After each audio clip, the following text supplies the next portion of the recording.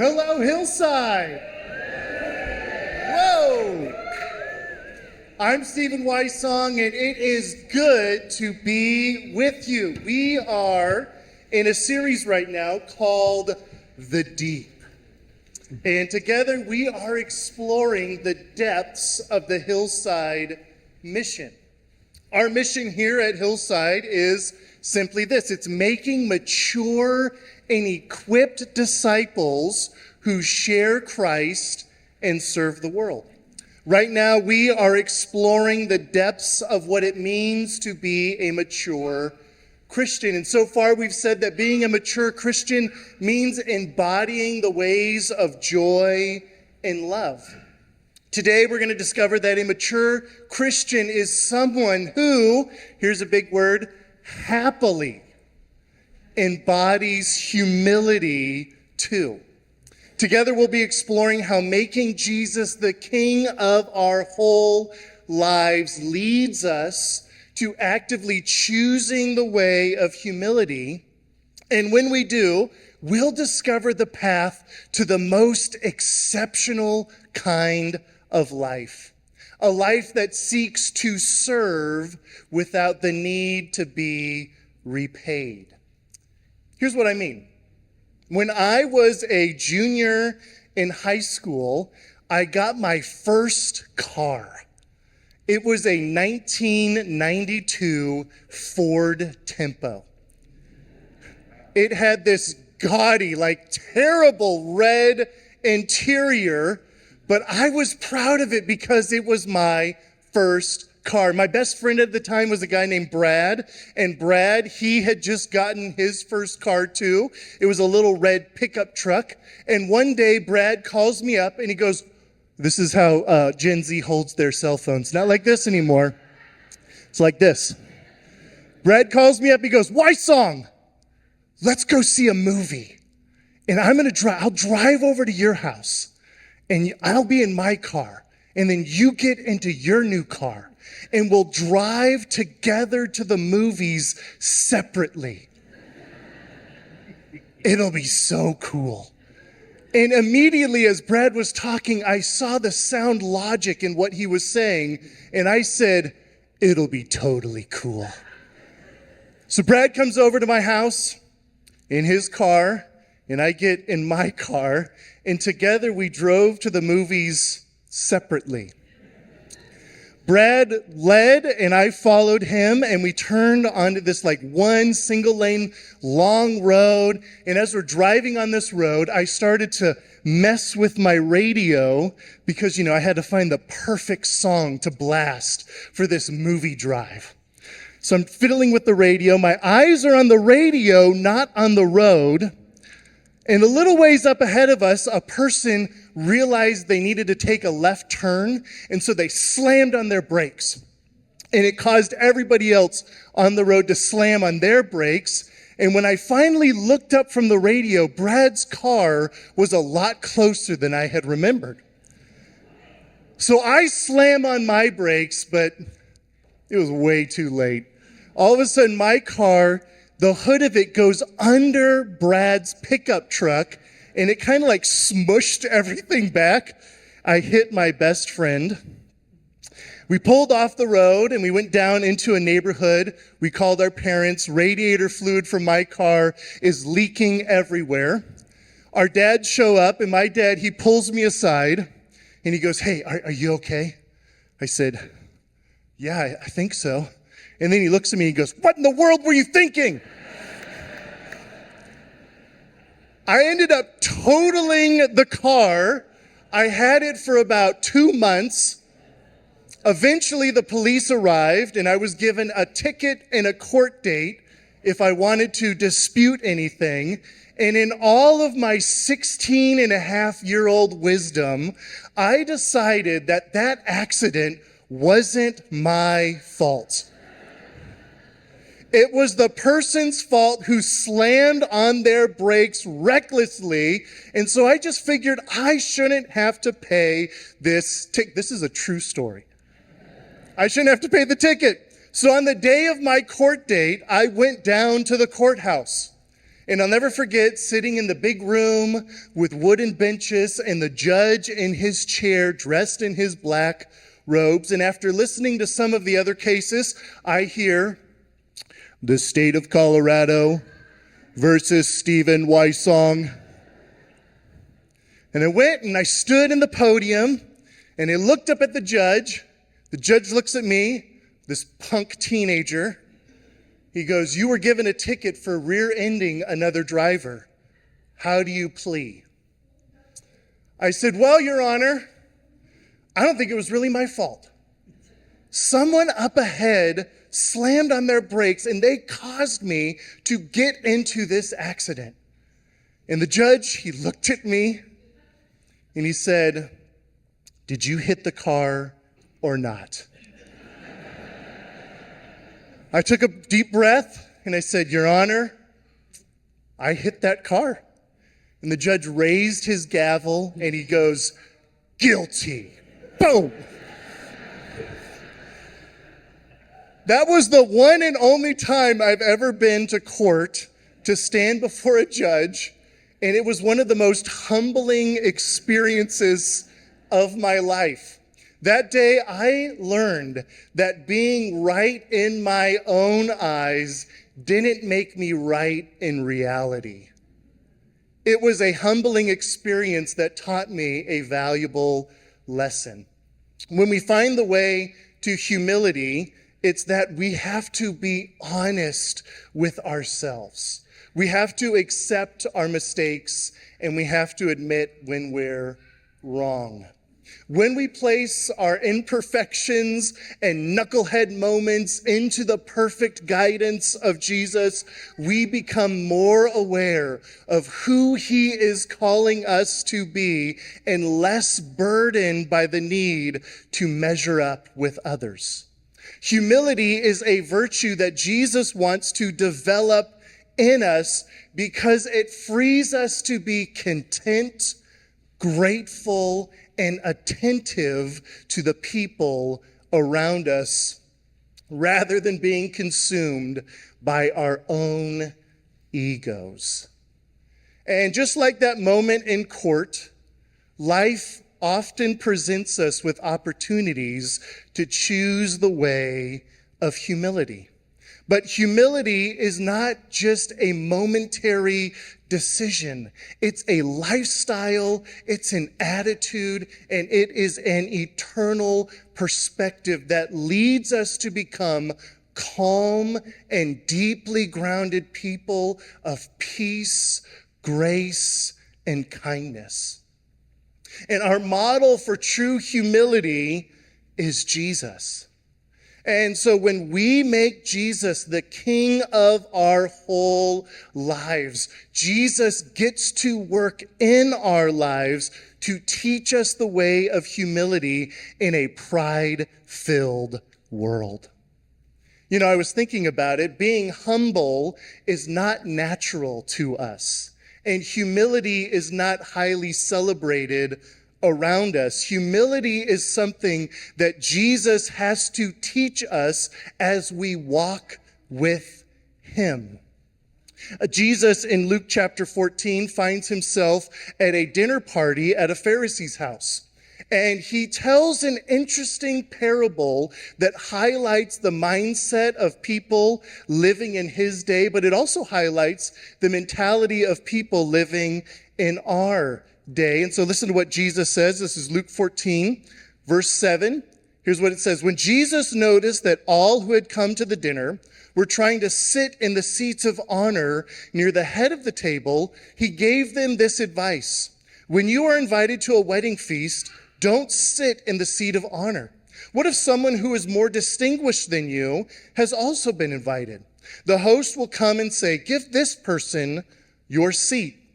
Then you will be embarrassed, and you will have to take whatever seat is left at the foot of the table. Instead, take the lowest seat at the foot of the table. Then when your host sees you, he will come and say, friend, we have a better place for you. Then you will be honored in front of all the other guests. For those who exalt themselves will be humbled, and those who humble themselves will be exalted. Jesus was a cultural analyzer. And at the Pharisees' house, Jesus noticed how everyone was trying to position themselves for the best seats, the places that gave them the most honor. In Jesus' day, where you sat at a table wasn't about finding a place. It was a clear sign of status. The most important person had a specific seat, and everyone else lined up in social standing order. And so Jesus observes this, and Jesus was an expert at analyzing the attitudes and behaviors of culture. And then in his own unique style, Jesus told parables to give people a glimpse of the ethics and virtues of the kingdom of heaven. And the kingdom that Jesus presents to us is totally upside down to the things we think are most important. And the goal of life with Jesus is to be like Jesus in how we think, how we feel, and how we act. Like Jesus, we should also be analyzing culture. Not to shred culture apart with negative reviews, but to figure out how to serve, uplift, and radically encourage people to give them a taste and a glimpse of Jesus. And here's the thing about the parables that Jesus told. The people who understand them best are the people who are willing to be the most humble. And so Jesus tells a parable about a wedding party at a dinner party. A wedding party was the most social, important occasion in Jewish life at the time. And the seating arrangement at the table indicated your standing in the community. And the parable that Jesus tells is all about self-entitlement. You see, there's a person at the wedding party who decides to ignore the seating arrangement and take the best seat for themselves. They decide they deserve the best place at the table, to have the best standing in the community, to be recognized as important, to show off their aptitude for rugged individualism. And right when they get all cozy in their seat, feeling like their initiative for self-advancement has been a smashing success for them, the host of the party shows up with the person who belongs in that seat and then asks our rugged individual to move. When our focus in life is on self-promotion, self-exaltation, getting the best place with the most honor, the lesson from Jesus is that usually what follows is embarrassment and shame. Self-exaltation typically ends in humiliation. But Jesus offers a different way, the way of humility. He challenges us to stop scrambling for the best seat at the table, to stop measuring our worth by how we compare to others. When we find ourselves in lower places, we're not hoping someone will notice us and move us up. And we're not in the lower places with a sour attitude, letting everyone know by our expressions and our behavior that we think we deserve better. There's something beautiful about being content wherever God places us. You see, Jesus isn't just teaching good manners. He was showing us a way of life where we humbly see others as more important than ourselves. And when God says to us, friend, my child, move up higher, it's so much more rewarding because we weren't striving for it. We joyfully accept the lower place, knowing that our worth isn't tied to our position. And there's so much good that God can do in us and through us in any place we find ourselves. If we're lifted to a higher place, it's a gift. And it's all the more satisfying because we weren't chasing after it. And Jesus drives his point home with a powerful truth that I think really turns our world's values upside down. Luke 14:11, here's what Jesus says: "For those who exalt themselves will be humbled, and those who humble themselves will be exalted." After Jesus finishes his parable, listen to what happens next. Luke 14:12. "Then he turned to his host. 'When you put on a luncheon or a banquet,' he said, 'don't invite your friends, brothers, relatives, and rich neighbors, for they will invite you back, and then that will be your only reward. Instead, invite the poor, the crippled, the lame, the blind. Then at the resurrection of the righteous, God will reward you for inviting those who could not repay you.'" We might think we are pretty good at hiding our pride from others, but Jesus sees into our hearts. And Jesus saw that his host chose guests out of pride for their social standing and what they could do for him. The host, basically what Jesus is saying is the host was lacking in love for others. We live in a world today where one of the biggest questions people ask themselves is this question. It's, what's in it for me? What's in it for me? And Jesus is trying to get us to see that to develop the attitude of humility in our lives, the question, what's in it for me? It makes us more selective, exclusive, self-seeking, prideful, and lacking in love for others because we're so busy trying to get others to validate our worth or approve of us. And the humble way to an exceptional kind of life is to start asking the question, what is Jesus trying to do through me for the well-being of others?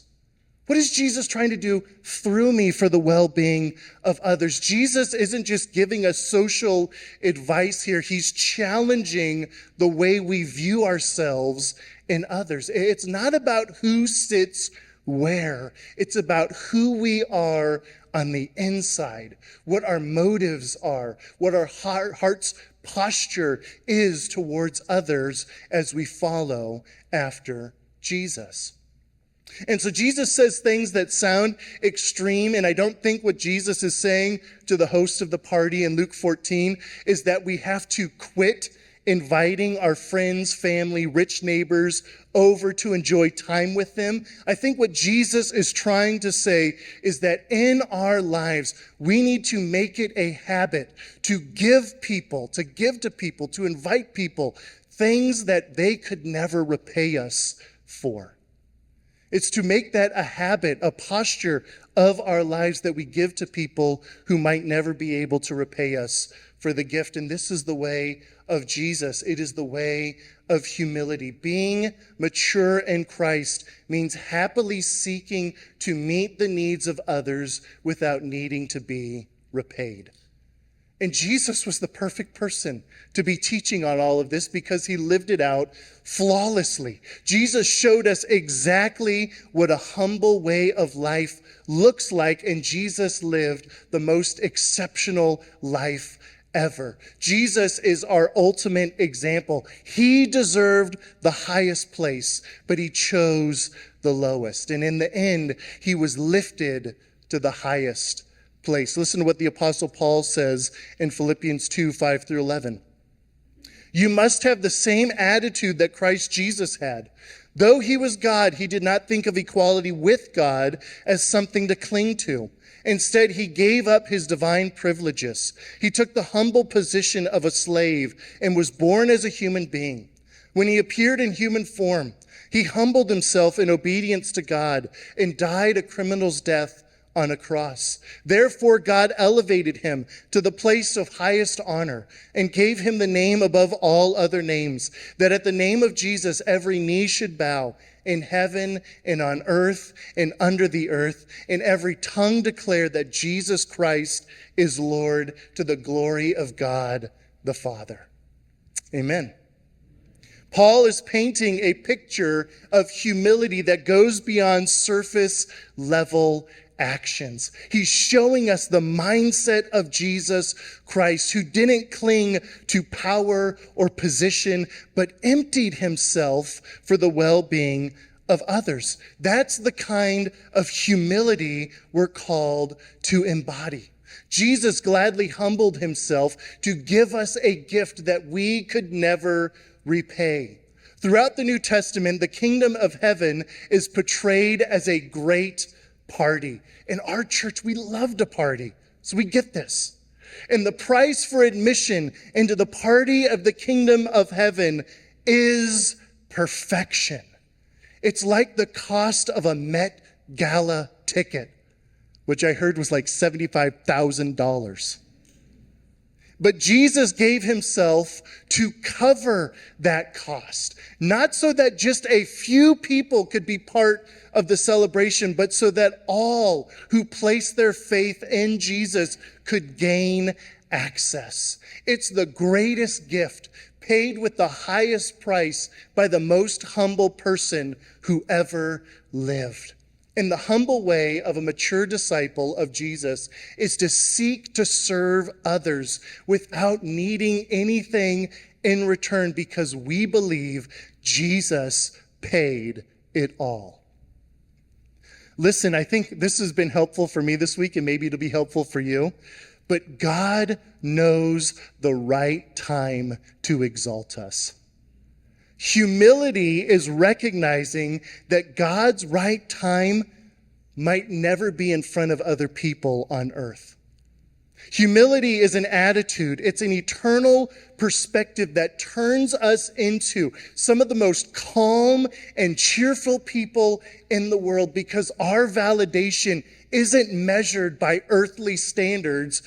It's found in the love of our Heavenly Father. Being humble means doing the right thing with the knowledge that the only recognition we might ever get is from God. And God's recognition is more than enough. When my son Simon was born, Susanna and I, we stayed in one of the most uncomfortable rooms I have ever been in my life. The room in the maternity ward at the hospital. During our first night, I woke up at around 3 a.m. and I found that Simon had just had his first bowel movement. Susanna was sleeping, and so I took on the brave task of changing my son's first diaper. And I got done, and I went back down to my little makeshift bed. I was feeling so proud of myself. A little while later, a nurse comes into our room, and she checks on Simon, and the first thing she says is, "Why is his diaper on backwards?" And in my mind, I was going, no, I want to be a good father. What? I was so embarrassed. And when Susanna asked me about this, I said, Susanna, it was 3 a.m. I was exhausted. I couldn't see anything. Even then, I couldn't help but try to save my ego. We have so many things backwards in our world compared to the wonder and glory of King Jesus. You know, the nice word for selfish is independent. And our culture is full of independent people. The nice word for selflessness is humble. And our Lord Jesus wants to transform us into humble people. And one of the most humble things we can do as we begin to walk the path of maturity in Christ is to surrender what we think we know, how we think we can get ahead to the highest place that we want to go because we'll be the envy of everybody. And we have to surrender why we always have to be right. And we have to give those things to King Jesus. And Jesus is able to take our backwards ways and turn us into humble people. Humility is a learned ability and a chosen attitude. And the height of maturity in Christ is being able to say, like Jesus, not my will, but your will. It's not my will. It's your will, Father.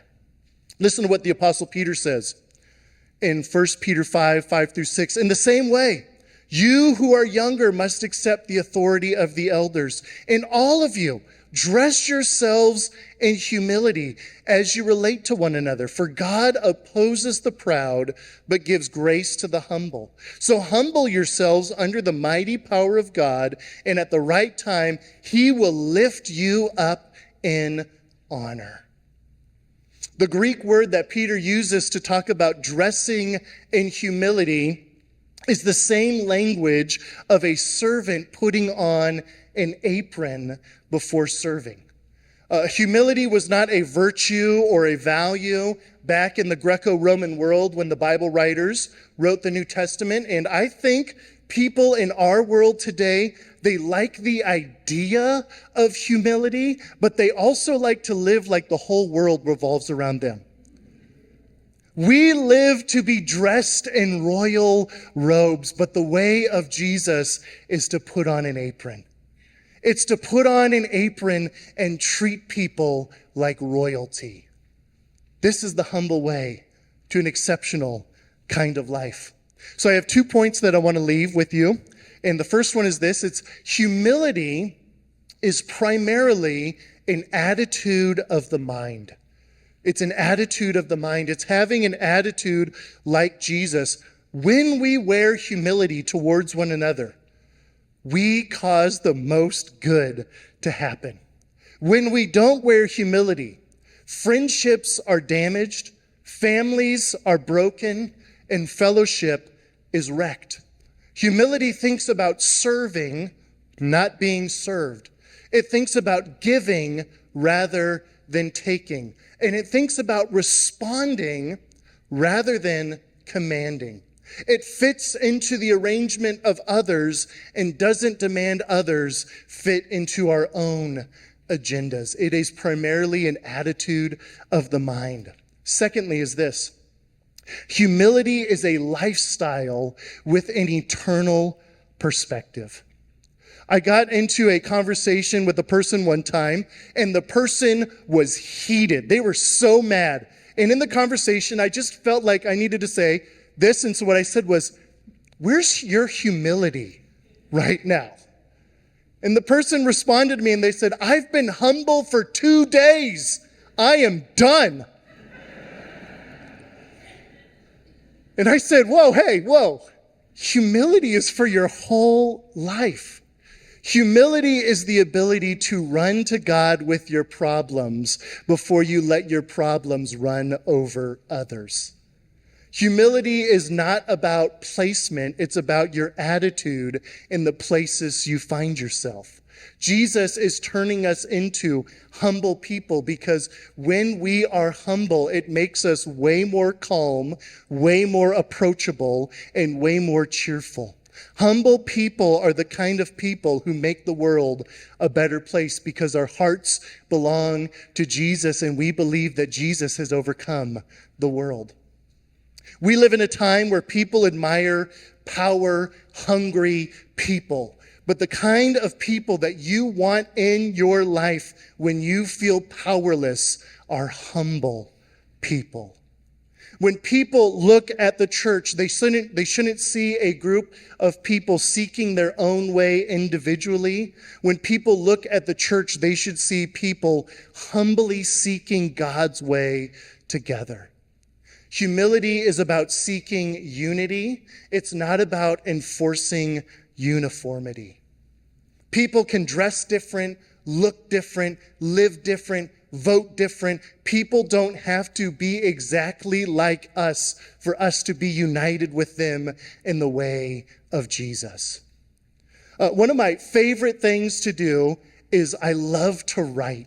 And when my son Simon was born, I started writing rhyming stories for him. And as I was thinking about humility, I wrote something for us. So here it is. Buckle up. Here you go. We are a humble people. We think about it all the time. How Jesus lived his life with a heart that's so divine. He washed his disciples' feet, took the lowest seat, and showed us all that greatness isn't found in pride or feats. We are a humble people. We let our actions speak, not seeking praise or glory, just the strength to be meek. We follow Jesus' path in everything we do, knowing true success comes from serving others too. It's not about being noticed. It's about being kind, living life with open hands, leaving selfishness behind. We find our purpose in giving, not in standing tall. For the greatest in the kingdom is the servant of all. There's my Dr. Seuss moment. There it is. So this week, let's examine our attitudes and actions. Let's look for opportunities to serve others selflessly without expecting anything in return. Let's treat people like they are Jesus in disguise. It could be as simple as listening more attentively to a friend, helping someone in need, or putting someone's needs ahead of our own. The humble path might not always be the easiest path, but it leads to a life that reflects the love and character of Jesus, an exceptional life that makes an eternal impact. Let's pray.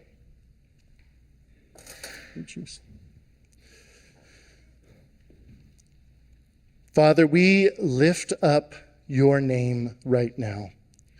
God, thank you so much for the humility shown to us in the life of Jesus, who took the lower seat and showed us the way to the most exceptional kind of life. Lord, in our lives here at Hillside, as we continue to explore the depths of the Hillside mission, may we be marked as people who embody the way of joy, love, and happily embody the way of humility. May we give without needing anything in return. May we be proud of the places you have put us, not striving to fight and claw individually to get ahead, but being content where we find ourselves and looking for how we can meet the needs of others around us. May we not go into relationships with each other with agenda or plan, but may we go into relationships with each other for unity, love, grace, and kindness. Through our humility here at Hillside Covenant Church, may we be a light in the world, showing the rest of Walnut Creek, the rest of the Bay Area, the rest of our world what's possible if we live the kingdom way and seek humility. We can really make the world a better place. God, give us the strength we need to choose the attitude of humility with an eternal perspective that it's about pleasing you and you alone. May we worship you in our actions and in our thoughts and in our feelings. Thank you so much for your love, grace, kindness, and mercy towards us. We are so thankful in your awesome, awesome name. Amen. Well,